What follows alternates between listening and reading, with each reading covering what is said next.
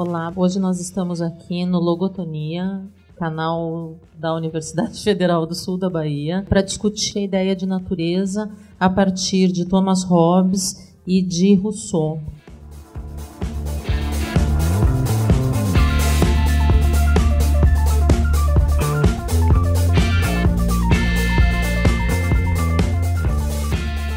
Para isso estamos eu, professora Janaína Zito Lozada, professora Francis Meire Alves da Silva, Fran, e o professor Guilherme Fóscolo.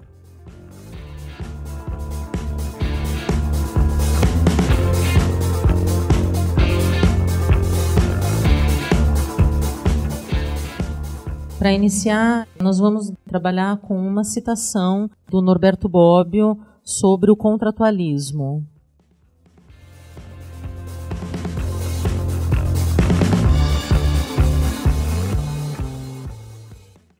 No dicionário político do Bobbio, ele diz assim: o contratualismo compreende todas as teorias políticas que veem a origem da sociedade e o fundamento do poder político num contrato, isto é, num acordo tácito ou expresso entre a maioria dos indivíduos, acordo que assinalaria o fim do estado natural e o início do estado social e político. Ele está tentando mostrar aí para a gente o que há de comum entre os contratualistas, porque a gente pode pensar no Hobbes, né, que seria um dos primeiros contratualistas lá do século XVII, apesar de a gente poder retornar ainda mais para a antiguidade. Você tem lá na República alguma coisa que o pessoal já fisga para falar que tem um contrato, essa ideia de um acordo, né? Mas ele vai dizer, então, o Bobbio, que tem pelo menos 3 pontos em comum, né? A liberdade, o estado de natureza, e aí cada um desses pensadores, desses filósofos, o Hobbes, o Locke, o Rousseau, né, até Kant depois, vão entender a liberdade do estado de natureza de uma forma diferente, né? Depois você tem o momento do contrato, do acordo, e esse momento depois do acordo. Eles também vão ter em comum a ideia do racionalismo, né, da razão, o contrato como alguma coisa que teria que articular a razão, seria aquilo que faria uma articulação entre o pensamento. Os 3 autores clássicos do contratualismo, né, Hobbes, Locke e Rousseau, eles vão ter em comum, segundo o Bobbio, segundo o pessoal que entende e estuda o contratualismo, a ideia da liberdade de Estado, né, a ideia da liberdade de natureza, a ideia de liberdade, o estado de natureza anterior ao contrato, ou seja, como os homens se relacionam, como eles se sentem antes de um acordo tácito, ou mesmo um acordo existente, físico, né, enfim, uma ideia de Estado, e eles têm uma concepção, uma impressão diferente de como é que é esse estado de natureza. Depois a ideia do acordo, como que isso é estabelecido, e o que vem depois, né? O que seria essa sociedade pós-acordo. Eu dizia também que todos eles têm, aí no século XVII, XVIII e posterior, a ideia da razão, né? A ideia de que a razão, ou seja, o homem ele pode estabelecer suas regras próprias a partir da lógica, né? E não necessariamente a partir de um estado metafísico, alguma coisa inexistente, material, que é o que vai incomodar muito Hobbes, por exemplo. E aí eu trouxe uma citaçãozinha do Hobbes que tem a ver com essa ideia do estado anterior ao contrato, né? O estado de natureza, dos homens anterior ao contrato. Não haverá como negar que o estado natural dos homens, antes de ingressarem na vida social, não passava de uma guerra. E depois ele vai completar, a frase famosa dele, uma guerra de todos contra todos. O que seria impossível da gente pensar em qualquer nível de sociabilidade diante de uma guerra de todos contra todos. Então, a ideia de contrato para ele vai ser para tentar limitar essa guerra de todos contra todos, que, na verdade, teria uma concepção de medo, né? Se você tem um estado natural de guerra de todos contra todos, as pessoas vivem em estado de medo. É por isso que o Leviatã seria alguma coisa que viria controlar esse estado de medo, né? Ou colocar uma ordem nisso, trazer uma sociabilidade possível. E depois a gente tem um outro autor, que já não é mais do século XVII, o Hobbes, essa ideia da coisa da revolução científica, a ideia da ciência, da razão. Tem um outro autor, que seria o Rousseau, já no século XVIII. O Rousseau, é importante pensar que ele vai também nessa leitura pensar o contrato como um espaço de minimização dos danos que o cidadão sofre nessa sociedade da civilização. Então tem uma citação dele que eu acho importante lembrar, que diz assim: um autor célebre, calculando os bens e os males da vida humana e comparando as duas somas, achou que a última ultrapassa em muito a primeira, e que, afinal das contas, a vida era para o homem um péssimo presente. Não me surpreende esta conclusão, diz ele. O autor tirou todas as suas conclusões da constituição do homem civil. Se tivesse se informado sobre o homem natural, pode-se imaginar que encontraria resultados muito diversos. Perceberia que o homem só tem aqueles males que a si mesmo se infligiu e que a natureza está justificada. Não foi sem esforço que conseguimos tornar-nos tão infelizes. Então, para o Rousseau, há uma percepção de natureza romântica, ainda que no século XVIII, mas já uma percepção de natureza influenciada por essa leitura dos viajantes que vêm para as Américas e encontram isso que ele vai identificar como um bom selvagem. O homem em natureza é um homem puro, que vive para os seus próprios instintos. Ele não se preocupa, ele não pensa na construção da felicidade. Ele a vive. O homem em sociedade, e daí no discurso sobre a desigualdade, há um longo processo de transição entre o homem de natureza e o homem civil, o homem de sociedade. Dessa sociedade que ele, no século XVIII, encontra como uma sociedade decadente, como uma sociedade onde o nível de desigualdade entre pobres e ricos, entre servos e a elite nobre é tão imensa que só pode causar infelicidade aos homens. Então, essa é a premissa básica da qual vai partir o Rousseau. Muito dessa leitura, e daí eu tenho um trabalho do Jan Starobinski que vai dizer isso, muito dessa leitura que ele faz na sua obra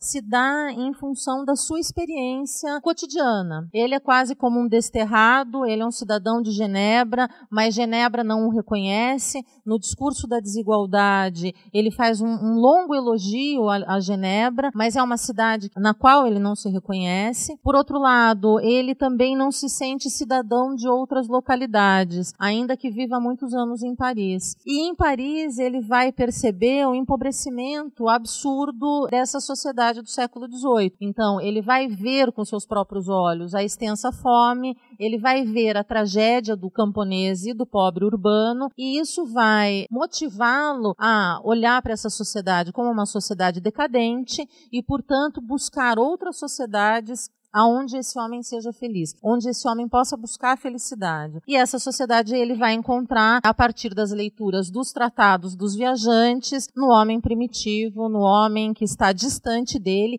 que ele não conhece, ele não tem acesso real a esse homem, mas através de uma história e de uma memória de um outro autor, ele entra, ou de outros autores, ele entra em contato com esse homem que vai ser para ele o homem ideal. Queria tentar fazer uma primeira rápida costura entre os dois autores. E aí, como lembrado pela Fran no início do nosso diálogo anterior à gravação, de que o Hobbes e o Rousseau parecem dois personagens profundamente enraizados, né, nos horizontes históricos dos quais eles emergem, né? E uma leitura, talvez, que eu queria propor, que poderia ligar esses dois autores mais na linha de uma filosofia da história, é a leitura de um Koselleck naquela obra Crítica e Crise, e ele abre com Hobbes, né, dizendo que parece que há de fato, por causa das guerras civis religiosas, uma demanda estrutural, econômica, política, etc., enfim, pelo absolutismo de Estado, que o Hobbes, portanto, vai passar a defender como solução para esse suposto estado de natureza, na medida que os homens, naquele horizonte histórico, não conseguem se resolver. Bom, rapidamente, só para dar uma passada no que foi esse horizonte das guerras civis religiosas, você tem uma série de cultos protestantes na Inglaterra, cada um reivindicando para si o estatuto de intérprete da palavra divina, e uma vez que você tem várias pessoas disputando, reivindicando esse estatuto, e não há alguém para mediar esse conflito, o conflito ele acaba se tornando um conflito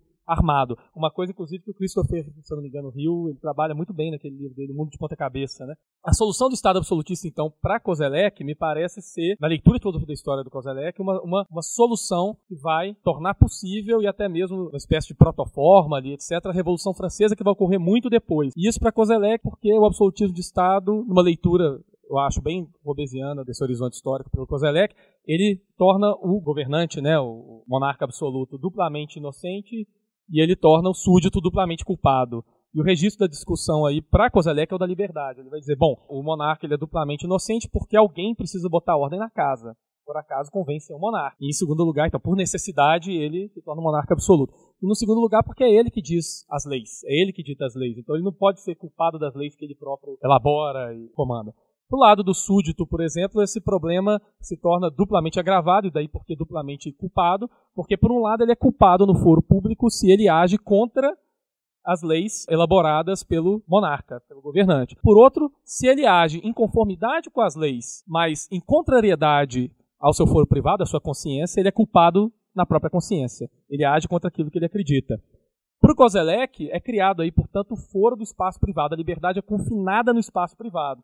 Esse espaço privado para Koselleck é que vai explodir na Revolução Francesa em 1789. Aí eu queria puxar o Rousseau, porque me parece que é um pensador que dá vazão para essa interpretação da vontade geral, ou da coisa de que há uma demanda intestina que já aparece lá no Absolutismo de Estado, de que os cidadãos, eles próprios, participem das leis, ou da criação das leis, etc. Né? Inclusive, o Rousseau vai colocar as leis e os magistrados como um dos elementos da construção da desigualdade social, né? Porque ela vai diferenciar aquele que produz e o que ele produz enquanto concepção do certo e do errado em relação aos cidadãos, né? Então, é importante pensar que, por exemplo, para ele, isso é um dos motivadores da corrupção. As leis aqui, elas só podem e elas só são úteis e necessárias e boas quando elas envolvem todos os cidadãos no seu processo. Então, a ideia de que o Rousseau ele vai ser um grande contra a vontade geral colocada no seu período, em defesa daquilo que talvez ainda não exista, ou em defesa daquilo que aquela sociedade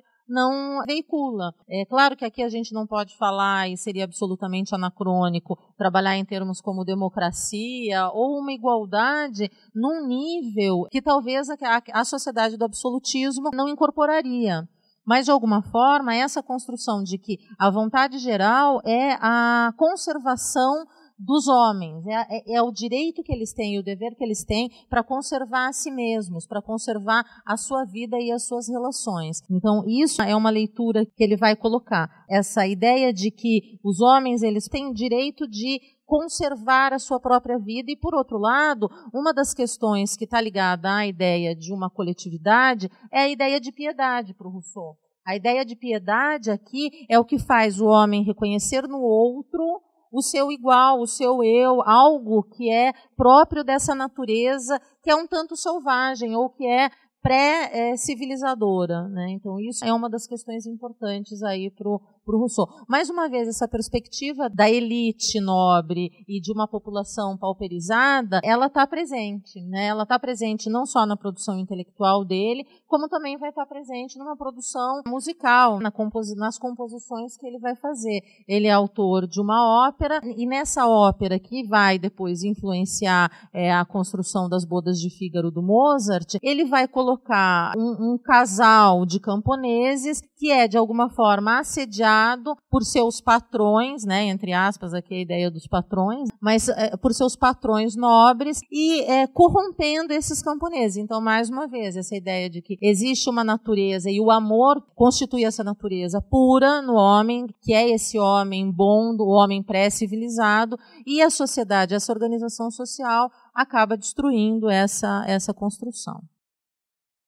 Não tem no Rousseau também uma ideia de associação assim, dos sujeitos sociais, diferente do Hobbes, por exemplo? Você tem uma ideia de Estado que tem que controlar os demais setores, como, por exemplo, a produção de ciência, ou mesmo a igreja, a religião. Lembrando que o Hobbes, em outro contexto, tentando legitimar o poder do monarca, ele vai dizer que a religião já ocupa um espaço demais. Inclusive, o monarca tem que ser um ente que vai controlar, inclusive, isso, porque isso levaria a uma experiência ruim para a sociedade, né? Uma experiência de corrupção, lembrando todo aquele período de decadência desse mundo de obscurantismo da Idade Média. Mas eu sempre penso no Rousseau, posso estar enganada, como essa ideia de sujeitos sociais, né? De indivíduos livres que se associam para tentar alguma coisa que traga alguma potencialidade, diferente do Hobbes, né? Que você já tem mais a ideia de limitação ou de controle, que para ele, veja, não era necessariamente ruim, era bom e talvez a única saída, porque, afinal de contas, para ele, o estágio anterior ao contrato é um estágio péssimo, em que os homens vivem em estado de medo e de guerra perpétua. Então, isso seria a barbárie.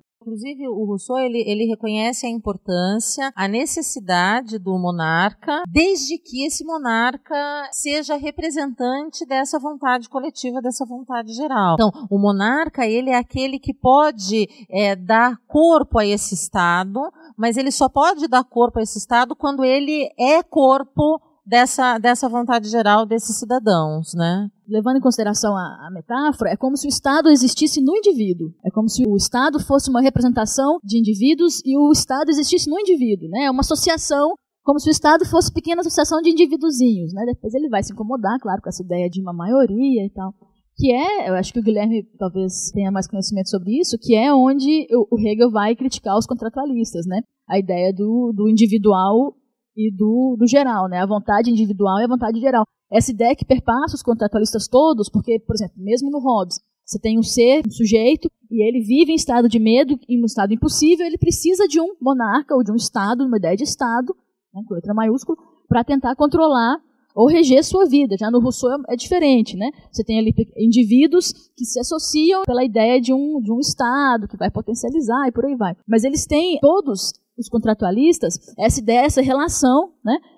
Como se o indivíduo ele pudesse determinar alguma coisa que fosse geral. O acordo, o contrato faz exatamente isso, né? Porque a gente vive numa sociedade de contratos ainda, né? A gente vive numa sociedade, em alguma medida, contratualista. A gente tem regras, padrões, para tentar fazer com que a gente não viva numa guerra, independente do nosso estado anterior, se vivemos em guerra, se não vivemos em guerra. Pensando aí no Rousseau, que tem a ver com o romantismo, né? Se a gente está numa natureza bela e num estado pleno, mas a gente estabelece contratos, né? A gente vive numa sociedade de regras. Então, o Hegel vai ficar extremamente incomodado com isso, né? Vai ficar incomodado porque ele vai dizer, em qualquer situação pós-contrato, em que você tem uma ideia de coletivo ou de Estado, tanto faz, né, para um ou para outro, mesmo a ideia de coletivo é demais para o Rousseau, né? Mas essa ideia de associação, você sempre vai ter ali, Hegel vai dizer, a ideia do indivíduo, o interesse vai sempre sobressair. Então as nossas regras, os nossos contratos, ele é um contrato que não vai conseguir abolir o que são as paixões, o que são os anseios, o que são os medos, lá tomando Hobbes, individuais.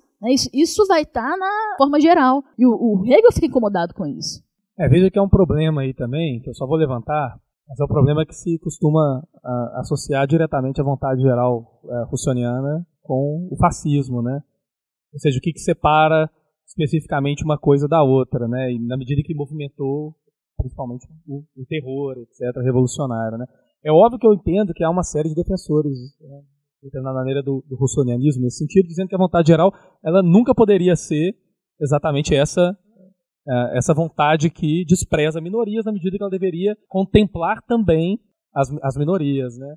Uma construção no texto do Rousseau que ele é muito piedoso mesmo nesse sentido. Ele vai trazer essa ideia de que a vontade geral, ela não é a soma das vontades individuais. Ela está acima das vontades individuais e que o indivíduo, o homem, pela sua natureza piedosa, ele abre mão das suas vontades individuais e dos seus interesses em prol do interesse coletivo, em prol do interesse comum, não é coletivo que ele usa o termo comum. Tanto que ele vai ter uma crítica bastante contundente à questão da igreja. Porque, olha, se a salvação, e ele tem uma fala que eu acho muito interessante nisso, se a salvação só passa pela igreja, esse homem que acredita nisso não pode estar no Estado. Porque, a não ser que esse Estado seja um Estado pontífico e que o líder absoluto seja o Papa. Né? Quer dizer, essa ideia de que um homem teria salvação em uma só igreja não está adequada àquilo que ele está entendendo como vontade geral, porque a vontade geral ela não pressupõe este ou aquele partido, ou esse ou aquele interesse específico, porque o bem comum é a ideia da conservação da comunidade. Né? E aí é muito romântica essa ideia, né? É muito piedosa essa ideia e é muito particular mesmo nesse período, é uma ideia que se desenvolve de forma muito particular, né? Que tem essas influências todas que tem a ver não só com essa questão das viagens e tal, mas com os autores que ele estava lendo naquele momento. Então, esse estado, por exemplo, de uma vontade individual se tornar a vontade absoluta e assassinar as outras vontades, ele não prevê no seu contrato. Não é esse o contrato que ele quer ver firmado. Agora, vocês não acham que o Rousseau é um cara meio zoeiro, não? Eu acho porque, assim, a origem desse texto dele, a origem da desigualdade, parece que é um texto que entre aspas, ele elabora para participar de uma competição levantada pela Academia de Ciência a respeito da origem, justamente, da desigualdade, né? E pela época dele, por mais que fosse uma época que estava dando ensejo ao início do romantismo e etc, né? É uma coisa bastante contra-intuitiva que alguém vá defender justamente essa coisa do bom selvagem ou do estado de natureza como estado de harmonia do qual abandonamos e etc. E ao qual, funcionariamente mesmo, é impossível retornar, mas é possível se aproximar de determinada maneira. Mas eu pergunto isso porque me lembra, ao mesmo tempo, a postura que tem o Feyerabend quando ele vai escrever A Sociedade contra a Ciência, e ele descreve isso, mas é óbvio que o Rousseau não vai descrever isso no texto dele. Ele descreve que quando ele é convidado para falar sobre ciência, etc., num determinado evento, o que ele pensa é, bom, qual que é o tema que eu posso colocar que vai fazer a galera pirar mais? Vai ser bastante polêmico. E aí ele vai lá e pensa, bom, vou dizer que a ciência é uma religião. E aí, de fato, ele pensa primeiro na polêmica e depois ele pensa em construir o argumento, etc, etc. E aí vocês não acham que, de determinada maneira, parece ser uma coisa dessa ordem, esse texto do Rousseau sobre o discurso da desigualdade? E eu diria que ele causa uma espécie de rebuliço, talvez parecido com o do Feyerabend, ainda que respeitados as devidas distâncias históricas, etc, etc, por causa daquela famosa carta de Voltaire a Rousseau, que ele fala, né, que sente-se ganas de andar com 4 patas quando se lê vossa obra. Eu acho que que representa de determinada maneira essa oposição àquilo que o Rousseau representa naquele horizonte histórico. E que brevemente não vai se tornar mais uma oposição, porque vai se tornar norma no romantismo, né? Assim, mas que naquele momento parece ser bem inicial, assim, né? Tem uma coisa interessante, esse texto segue essa lógica dos concursos acadêmicos do século XVIII. A Academia de Dijon abre um concurso com esse tema, ele leva 1 ano para escrever esse discurso, ele se afasta, ele vai escrever isso nas florestas, né, próximas florestas, no campo, e o Starobinski vai dizer que ele erra totalmente, porque se ele queria agradar Genebra, ele erra, se ele queria agradar a Academia de Dijon, ele erra, inclusive porque ele perde o concurso. Quem ganha um concurso é um padre, e que a obra desse padre nem é conhecida, ninguém nem sabe quem ele foi. Mas é uma obra que cai no gosto do público rapidamente. Então, rapidamente ela se torna uma obra que vai circular nas bibliotecas, que vai ser lida e comentada entre as pessoas. Então, a princípio, eu acho que ele é um pouco, talvez seria um pouco forçação de barra, mas eu penso na ideia do iconoclasta. Quer dizer, é olhar como essa sociedade não o absorveu e destruir as construções sobre as quais essa sociedade vai se fundamentar. Então, eu acho que tem a ver um pouco com essa questão de colocar o dedo na ferida e mostrar para aquelas pessoas que aquilo não faz o menor sentido. Quer dizer, numa academia francesa, falar contra o absolutismo e fazer um elogio a um homem no meio da floresta, aos Caraíbas, quando ninguém fazia, quando isso ainda não era uma moda estabelecida, parece mostrar isso, falar assim, olha, essa sociedade tão bem posta, tão cheia de louros e tal, ela não é nada, ela é um horror perto daquilo que se vive lá nas matas e nas florestas. Então, me parece que nesse sentido, sim, é uma crítica tão contundente que mostra o ridículo que a sociedade se coloca. Eu estou achando legal essa discussão sobre o Rousseau. Eu fiz, inclusive, um link com Hobbes, que é a minha tarefa aqui. Eu vou deixar vocês conversando aí sobre o Rousseau, mas eu vou puxar de novo para o Hobbes. Tá? Quando a Janaína falou do Rousseau escrevendo na floresta, essa coisa romântica toda, né? O Hobbes também, ele escrevia assim um pouco numa situação fora da academia, mas não que ele gostasse dessa coisa romântica, eu vou escrever à beira do rio, e assistindo à beira-mar, sei lá o quê, vendo a natureza, e a minha inspiração vai vir daí, né? Ele sempre quis fazer parte da Royal Society of Science. Mas ele não entrou. Em grande parte, talvez porque ele já tivesse tido bastante brigas, divergências com alguns dos membros da Royal Society, embora ele fosse amigo de alguns outros, como, por exemplo, o William Harvey, cara que vai reformular a coisa da circulação e tudo. Ou talvez porque ele fosse, e aí retomando a fala do Guilherme, talvez ele fosse um ortodoxo religioso. Isso é interessante porque a visão toda do Hobbes é tentar retirar o que era uma rejeição do poder que a igreja tinha, né? Então vamos colocar isso, o poder da igreja submisso ao Estado, né? E ele cria depois um próprio Estado, que é um Estado que, se você fosse jogar a própria teoria do Hobbes contra ele mesmo, o próprio Estado ele é um Estado imaterial, metafísico, a ideia de Leviatã, né?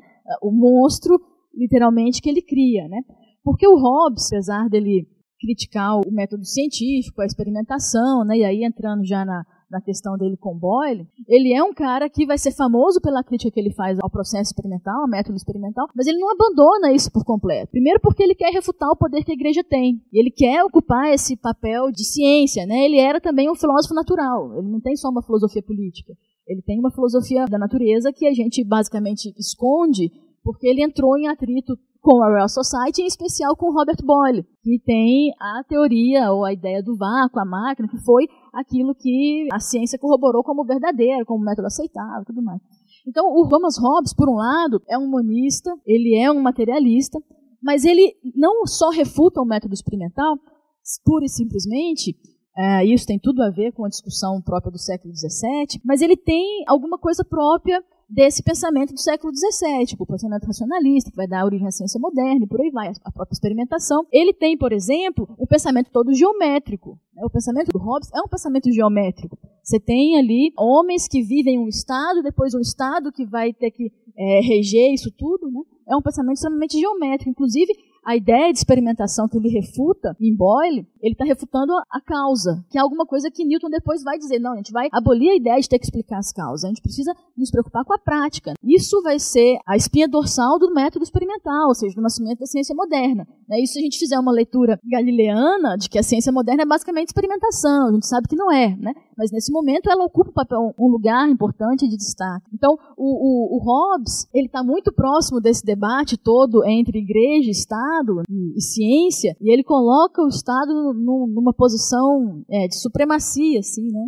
O Estado para Hobbes é o Deus na Terra, né? Mas esse é exatamente o problema, porque ele está fazendo essa construção de um Estado que é Deus na Terra para tentar retirar o poder, a corrupção, alguma coisa assim, que era aquilo que a igreja ocupava, o lugar que a igreja ocupava. Ele é um religioso ortodoxo, mas ele quer que a igreja tenha um lugar que é abaixo do Estado. E ele cria um Estado que é um Estado que não é material como ele gostaria, ou um estado aceitável dentro de um processo de criação de ciência, de algo que tem que ser material, dentro de uma lógica. Ele cria um estado que é um estado isso.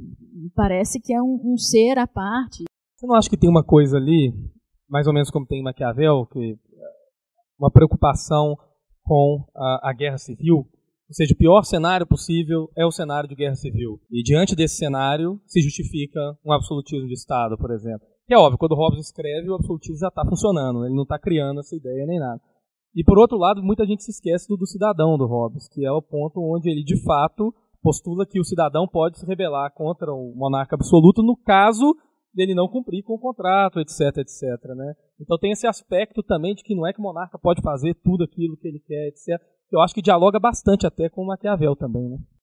E com a construção do ponto de vista temporal, né? Quer dizer, com as revoltas e as revoluções que acontecem na Inglaterra e com a necessidade de você mudar a estrutura de governo mesmo, criando outro poder que não o poder do príncipe, que não o poder da realeza. Então tem a ver também com essa questão de outros atores que não estavam colocados na organização do poder passarem a contribuir, a limitarem o poder do monarca de alguma forma, né?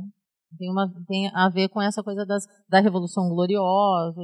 Agora eu queria colocar só uma pergunta assim também, né, em relação aos autores, porque me parece, eu posso estar errado, baseado na maionese, mas que esse conceito, eu até tinha falado isso no primeiro encontro de Maquiavel, que esses conceitos, o conceito de natureza, ele parece participar muito de uma construção moderna, que, né, tem seu início no século XV, XIV, etc., mas que vai desaguar no conceito de natureza romântico lá após Rousseau, né? E aí me parece que esse tipo de construção ela acaba abrindo espaço para uma espécie de conceito vazio. Ou seja, cabe-se quase tudo dentro do conceito de natureza ao sabor daquilo que você quer justificar. No caso de Hobbes, cabe-se uma natureza, ao aspecto intempestivo, de guerra, etc., etc. Por aí vai, isso justifica o absolutismo de Estado. No caso de Rousseau, essa unidade perdida, que não é nenhuma coisa moderna, é uma coisa que está lá nos gregos, etc., uma unidade originária que você perdeu. Houve uma separação entre o ser humano e o todo que ele deveria compor, etc., e que, enfim, ficou para trás e que, de determinada maneira, deveria se consolidar no padrão que a gente deve resgatar. Agora, no Rousseau, no Hobbes, muito pouco se discute de que você está lidando o tempo inteiro com imagens, não com a coisa mesma. Então, no caso do Hobbes, você está lidando com um horizonte histórico que justifica determinado tipo de política. No caso de Rousseau, uma imagem que você quer resgatar, uma imagem de natureza bucólica, etc., que vai acabar compondo a imagem de natureza romântica, né? De determinada maneira, isso se estende para o século XX de maneira quase inquestionada. Um cara como Timothy Morton, por exemplo, que é um cara da teoria da literatura e da filosofia, etc., é um cara que vai chamar a atenção para isso. Fala, porra, como que a gente, até mesmo nos livros de ciência cotidiana, etc., faz uso desse termo de uma maneira muito pouco crítica, né? Como que a gente associa esse termo, essas imagens que são construídas em vasta extensão por uma filosofia ainda naturalista, etc., e muito maior ainda pelo romantismo, né, pela literatura romântica e etc., e a gente esquece de que tentar retornar a essa natureza perdida, ou olhar para essa natureza, etc., justifica uma série de coisas. Pode justificar desde o patriarcado machista, etc., até também uma visão de que o ser humano destrói a natureza e não é a natureza e, portanto, deve ser eliminado, etc., até trocentas outras coisas, né? A gente vai preenchendo esse conteúdo, mas de maneira geral a gente nunca está olhando para o mundo mesmo, assim, para as coisas mesmo do mundo, está olhando para uma imagem construída, etc., e tentando habitar essa imagem ou retornar essa imagem. Muito curiosa é que a natureza é sempre o outro, é o outro lugar, é o outro espaço, é o que está distante, e que mesmo que essa natureza não esteja nesse passado imemorial, ela é o espaço que eu não tenho acesso. Quer dizer, nem o Rousseau tinha acesso, nem os modernos vão ter acesso, porque ela vai estar lá no outro continente, perdida. Ela não é uma natureza que está aqui ao lado da civilização, ela está distante. E aí se cria essa oposição entre civilização de um lado, natureza do outro, homem civilizado, homem selvagem, e que até hoje, quando a gente discute ideia de natureza, ainda é um gargalo. Quer dizer, ainda nós não nos encontramos, mesmo quando discutimos animais, não nos encontramos no interior do reino animal. Então sempre nos diferenciamos, ou pela memória, ou pela razão, ou pela história, qualquer coisa que diga, eu não sou animal, eu sou o ser humano, e portanto eu me torno afastado e o animal me nega, né? Então é essa construção de que a natureza continua sendo uma negação aí da nossa civilização. Então, se isso é criado lá e vem se arrastando e vem se requintando nesse tempo todo, não somos nós que estamos resolvendo isso, né? Porque também nós não temos interesse público, coletivo, em nos tornarmos mais naturais ou mais selvagens, ou abrir mão daquilo que nos caracteriza na nossa distinção enquanto espécie, né? Somos especistas nesse sentido. Eu acho que o último corte que a gente faz, pensando aí nesses cortes, né, que é o corte da ciência lá no século XVII, daí esses caras todos, você vai fazer uma divisão de novo entre o que é a natureza e o que é o conhecimento. Então, tanto é que o conhecimento tem um sujeito e um objeto. A natureza vai ser objeto. O ser humano, aí é interessante a palavra, ser humano, você não é humano, você precisa ser humano. Quando a gente pensa assim, o mundo animal, não, porque os animais, a gente precisa cuidar dos animais. A gente não está se colocando aí, a gente está fazendo esse corte. Aí é um problema para ser resolvido. A pós-modernidade, inclusive, vai tentar fazer toda uma releitura disso, esse conceito que vai do inferno ao céu, a pós-modernidade, né? Você vai pensar não só na ideia do pós-humano, mas você vai pensar na memória que tem nos objetos, que enfim, né, beleza e tal. Mas eu acho que é uma questão que não resolve, que perpassa aí esses contratualistas, né? Porque você vai ter uma divisão entre homem ou entre homens, né, seres humanos, e a natureza, ou o estado que os homens estão ali na natureza antes de ter uma relação social, né, uma sociabilidade. Lembrando que o Locke, que é o que a gente acabou não contemplando, que é o empirista, né, também é outro que é conhecido mais pela filosofia natural, pela questão do empirismo, do que por uma filosofia política. Ele, diferente dos demais que a gente discutiu, diferente do Hobbes, diferente do Rousseau, ele tem uma ideia de que existe uma sociabilidade própria da natureza humana. Então, a ideia pré-contrato para o Locke prevê alguma possibilidade de sociabilidade, como se nosso instinto fosse o instinto da sociabilidade. Isso é o que vai possibilitar ele pensar em empirismo. Ele está justificando empiricamente, inclusive, a relação como os homens se relacionam, né? Como ele explica empiricamente a possibilidade de relação entre homens, né? Por que os homens se relacionam? Por que existe uma sociedade, um Estado, coisa do tipo? Porque anterior à ideia de um contrato, à necessidade de um contrato, você tem em Locke alguma coisa ali no instinto que levaria o homem naturalmente ao estado social. Que ele não sabe ainda que existe um trem chamado sistema límbico no cérebro, que existem outros animais também, sociais, né? A gente leva a ideia do Mowgli lá, do menino lobo. E aí, o que você faz com isso, né? É completamente inesperado. Não é um humano. Ele tem um instinto para a sociabilidade, mas A gente vive o corte ainda, né? A gente não tem essas soluções para isso. A gente vive o corte sujeito-objeto, natureza-homem, né? Não, só estendendo no que a Fran falou, é porque me parece, inclusive, que essa discussão entre se somos ou não somos modernos não é uma discussão que diz respeito nem ao século XVIII, nem aos nossos tempos, nem nada. Se a gente for pegar autores como o Hans Jauss, ele tem um artigo, até esqueci qual que é agora, que ele coloca essa questão de que o que nós fazemos na era moderna e na pós-modernidade é o mesmo que os gregos já faziam, no sentido da separação entre homem e natureza, ou sujeito-objeto, e tentar resgatar determinado tipo de passado perdido, coisa que tal. E o que parece que acontece também na obra do Sloterdijk, da Natureza por Fazer, que ele vai dizer, olha, esse negócio de modernidade e pós-modernidade é balela, porque parece que a gente está no mesmo ciclo, né, de tentativa de resolver um problema que foi posto há 3.000 anos atrás, 2.000 e tantos anos atrás. Lembra que a gente complexificou tanto os objetos quanto a natureza. Estamos aqui nós fazendo um debate super espontâneo, né, com microfones e uma câmera e captando som. Então há toda uma complexidade de objetos, daquilo que a gente que separa da gente, né? Mas que a gente se coloca também à disposição disso, né? A gente se altera também para esses dispositivos, assim como esses dispositivos nos alteram, né? A gente complexificou, né, tanto a natureza, a gente estragou, diga-se de passagem, quanto os objetos, né? A gente criou objetos, a ideia de tecnologia mesmo, a gente criou objetos. Daí a ideia de inteligência artificial, né? Que é outra questão que a gente não sabe como lidar. Aparece sempre nos filmes, né? Exterminador do Futuro e o próprio filme Inteligência Artificial, né? A gente não sabe, existe inclusive uma incógnita sobre o que seria esse conceito de inteligência artificial, né? A gente não sabe como lidar com isso, porque ele ultrapassa o nosso corte, que é o corte de sociedade que a gente estabeleceu, né? Nós somos humanos e, então, entre a morte de um cachorro e a morte de um ser humano, você tem que, obviamente, eticamente, porque nós somos uma sociedade moral, escolher pela morte do cachorro. Por isso que a gente faz experimentos. Ou para piorar, né? O formatar um computador e a morte de um cachorro, a gente escolhe formatar o computador, né? Formatar o computador. Há toda uma hierarquia também moral que a gente estabelece a partir do corte sujeito-objeto, né? A gente não tem nenhuma pretensão de tentar responder isso, porque a gente não tem solução para isso, não.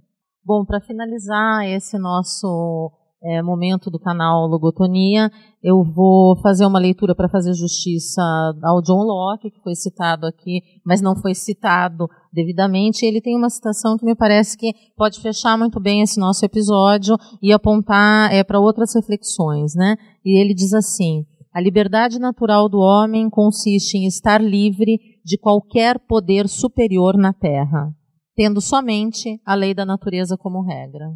Fecha aspas. Assim nós encerramos mais uma edição do nosso canal Logotonia e nos vemos nos próximos episódios.